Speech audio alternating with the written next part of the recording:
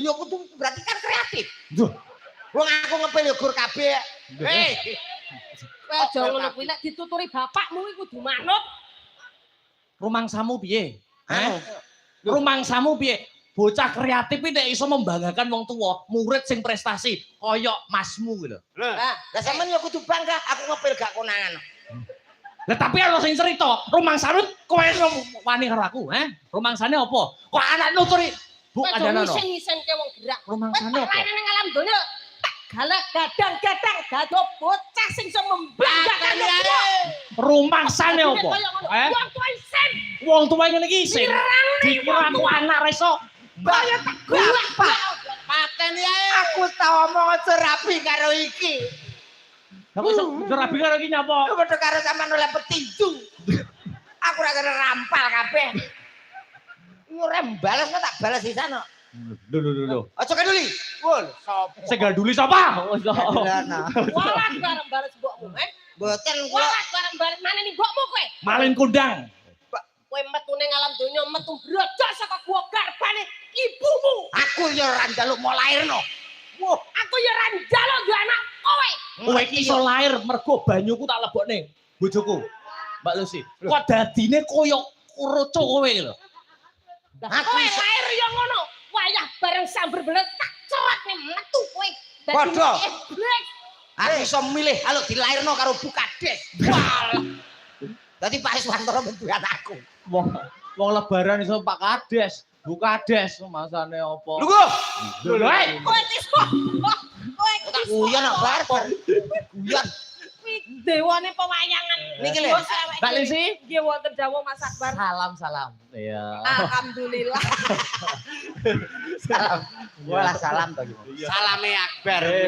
Pak Dongo karo temanten, Mbak Lucy. Nggih, selalu bangga, selalu marem, selalu pokoknya remen sangat tampil wonten Kabupaten Nganjuk niki. Nganjuk, nggih, luar biasa. Apresiasinya yang luar biasa, sambutannya yang luar biasa. Amin. Napa namung dari Dongo. Nggih. Dan terima kasih yang sebesar-besarnya kepada Ketua Mempelai. Amin. Ingkang sampun kersa maringi rezeki panjenengan sak kanca mboten kata lumpen kula lan coro kalih menika. Saged Coro keton. saged sowan iki diparingi rezeki mugi-mugi saged dilipat gandakan. Nah, Coro keton iki apa ya umum? Bayang ada putra ngono kuwi ya nek coro ketono. Niki wonten request saking manten. Tapi ya percuma lah. Ya percuma. Wis ora ngarep hafal sampean. Apa? Oh lagune cah saiki. Sing den kondang kok iso kok rapal iki Mengikuti Mbak Lucy iki. Ah. Laler mengeng hafal. Terus Cah nom sing dadi ngantek laler mengeng. Keluwas. Tapi Mbak pamundutane cinta mulia. Sepasang remaja jatuh cinta. Salawan nafas sama-sama rakat. adek-adek Niku nak sampean gak apal. iso tak kene ya maca no. Mbak Lucy buktekno Mbak Lucy. Buktekno. Ayo. Mau sholat gudang dia belum. Yang Belum, mulai sore itu yang nyekemblak terus baru yang hot. Lah. Sesuatu pemanasan itu yang kalem-kalem dulu. Kalem. Blak lah naik. Ya sing hot ora apa-apa ning gamelan. Ngoten lho maksudnya Mbak Lucy niku. Nggih. Apa maksudnya? Campur sari Itu asta. kali. Beratai sembarang-barang iso. Wah, domonge kok. Apa nek awakmu. Nah, niki mau kata pamundutan. Nggih. Monggo pilih Mbak Lucy. Oke, Napa mau? ini spesial untuk Piai Sepuh Rien, Oke. kali ibu-ibu juga saya aturkan selamat malam khususnya untuk penggemar Astabrata Ya. yang dari luar Jawa, Oke. yang dari luar negeri iki sumber sani kata sangat channel nek 30 enek. Wah, rentel. Sing cerai.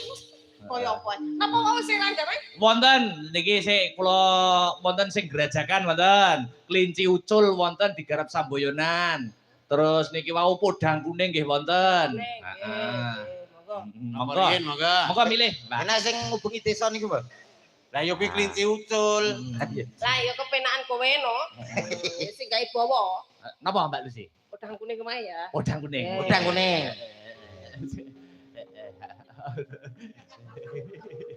Suwi ndak metu iki podang kuning.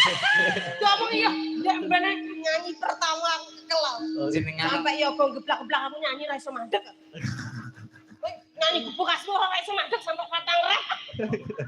Tak kene Lah, Mbak. loman.